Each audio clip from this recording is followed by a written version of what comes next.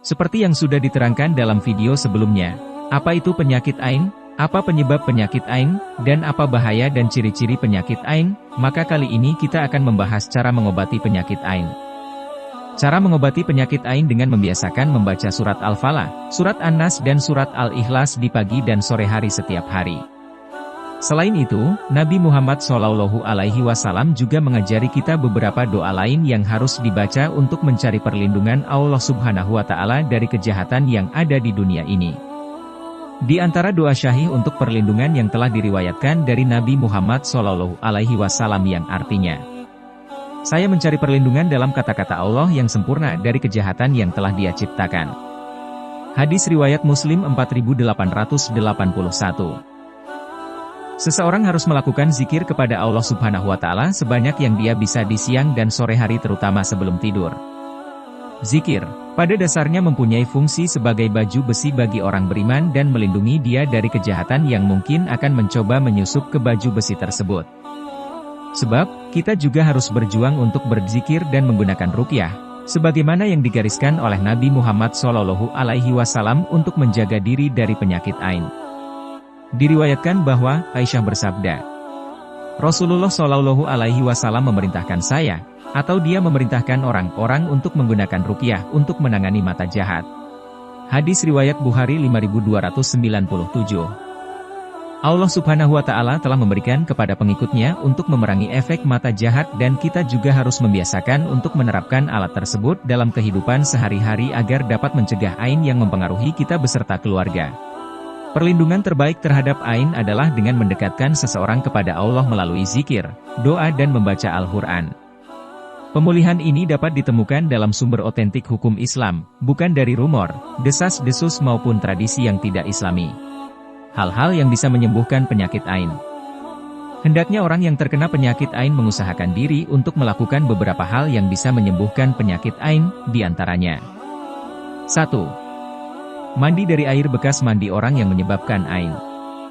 Sebagaimana hadis dari Ibnu Abbas radhiyallahu anhu, Nabi SAW bersabda, ain itu benar adanya. Andaikan ada perkara yang bisa mendahului takdir, maka itulah ain.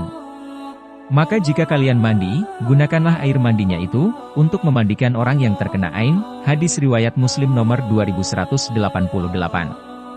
2. Mandi dari air bekas wudhu orang yang menyebabkan ain. Sebagaimana disebutkan dalam hadis Abu Umamah bin Sahel tersebut, Nabi SAW memerintahkan Amir bin Robi'ah untuk berwudu dan menyiramkan air wudunya kepada Sahel yang terkena ain. Dari Abu Umamah bin Sahel bin Hunayf, ia berkata, Amir bin Robi'ah melihat Sahel bin Hunayf yang sedang mandi di tempat pemandian umum, seraya berkata, aku belum pernah melihat seperti hari ini kulit yang disembunyikan.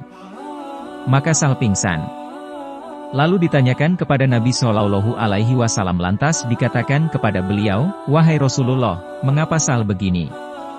Demi Allah, ia tidak mengangkat kepalanya dan tidak pula siuman. Beliau bertanya, apakah kalian mendakwa seseorang mengenainya? Mereka menjawab, Amir bin Robi'ah telah memandangnya. Maka beliau memanggil Amir dan memarahinya, seraya bersabda, mengapa salah seorang dari kalian membunuh saudaranya? Mengapa ketika kamu melihat sesuatu yang mengagumkanmu, kamu tidak mendoakan keberkahan untuknya? Kemudian beliau bersabda kepadanya, mandilah untuknya. Lalu ia membasuh wajahnya, kedua tangannya dan kedua sikunya, kedua lututnya dan ujung kedua kakinya, dan bagian dalam sarungnya dalam suatu bejana. Kemudian air itu diguyurkan di atasnya, yang diguyurkan oleh seseorang di atas kepalanya dan punggungnya dari belakangnya. Ia meletakkan bejana di belakangnya. Setelah melakukan demikian, Sahel bangkit bersama orang-orang tanpa merasakan sakit lagi. Hadis riwayat An-Nasai 7671, Ibnu Majah 3509, Ahmad 15980, disyahihkan Al-Albani dalam Syahih Ibni Majah. Dari Aisyah radhiyallahu anha, ia berkata, dahulu orang yang menjadi penyebab ain diperintahkan untuk berwudu, lalu orang yang terkena ain mandi dari sisa air wudu tersebut. Hadis riwayat Abu Daud 3885, disyahihkan Al-Albani dalam silsilah Ash-Syahihah nomor 2522. 3. Ruqyah Syariah. Sebagaimana hadis dari Asma binti Umais radhiyallahu anha, ia berkata, "Wahai Rasulullah, Bani Ja'far terkena penyakit ain, bolehkah kami minta mereka diruqyah?" Nabi menjawab, "Iya boleh, andikan ada yang bisa mendahului takdir. Itulah ain." Hadis riwayat Tirmidzi 2059, Ibnu Majah 3510, disyahihkan Al-Albani dalam Syahih Ibnu Majah. Ada beberapa cara meruqyah orang yang terkena ain, diantaranya dengan membacakan doa. Dalam hadis, Aisyah radhiyallahu anha, ia berkata, ketika Rasulullah Shallallahu alaihi wasallam merasakan sakit, malaikat meruqyah dengan doa yang artinya, "Dengan nama Allah yang menyembuhkanmu. Ia menyembuhkanmu dari segala penyakit dan dari keburukan orang yang hasad dan keburukan orang yang menyebabkan ain." Hadis riwayat Muslim nomor 2185. Atau membaca doa-doa ruqyah dari hadis-hadis syahih yang lainnya, serta ayat-ayat Al-Quran yang bisa untuk meruqyah. Lalu, bagaimana cara mencegah penyakit ain? 1. Bertawakal kepada Allah Subhanahu wa Ta'ala. Manusia dapat melindungi diri mereka dari efek penyakit ain, apabila mereka percaya kepada Allah dan mencari perlindungannya. Cara mengobati penyakit ain dilakukan dengan bertawakal kepada Allah. Penyakit ini ditanggulangi dengan cara dituntunkan bagi orang yang terpukau atas sesuatu untuk mengucapkan doa keberkahan atas sesuatu baru. 2. Menyatakan pujian kepada Allah yang dibarengi dengan membaca surat-surat pendek. Penyakit ain dapat dicegah dengan senantiasa menyertai pujian dengan ungkapan seperti Tabarakallah atau Masya Allah. Kemudian, diikuti bacaan-bacaan surat pendek seperti surat Al-Ikhlas, Al-Falaq dan An-Nas yang dibaca 3 kali setelah subuh dan setelah maghrib. 3. Ruqyah. Selain itu, penyakit ain juga dapat disembuhkan dengan ruqyah sesuai syariat Islam. Membaca dalam bahasa Arab atau dalam bahasa Indonesia yang dapat dipahami oleh orang-orang, tidak menggunakan jimat atau sihir bisa juga membantu mengatasi penyakit ain. Dari Aisyah radhiyallahu anha, ia berkata, "Dahulu Rasulullah Shallallahu alaihi wasallam memintaku agar aku diruqyah untuk menyembuhkan ain." Hadis riwayat Muslim nomor 2195.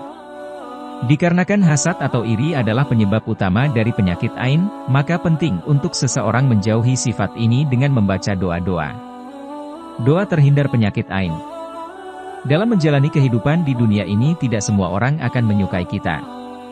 Rasa tidak senang itu yang kemudian menimbulkan ain. Penyakit ain dapat menyerang siapa saja tanpa memandang usia. Untuk mencegah penyakit ain, kita dapat membaca doa seperti yang dicontohkan Rasulullah Shallallahu alaihi wasallam sebagai berikut, yang artinya, "Aku memohon perlindunganmu dengan kalimat-kalimat Allah yang sempurna dari segala gangguan setan, binatang pengganggu dan dari pandangan mata yang buruk." Itulah informasi tentang penyakit ain. Semoga kita dijauhkan dari perasaan iri dan dengki. Semoga orang-orang di sekeliling kita merupakan orang-orang baik yang senantiasa menjaga pandangannya dari hal-hal buruk. Semoga bermanfaat dan jangan lupa untuk dibagikan. Sampai jumpa.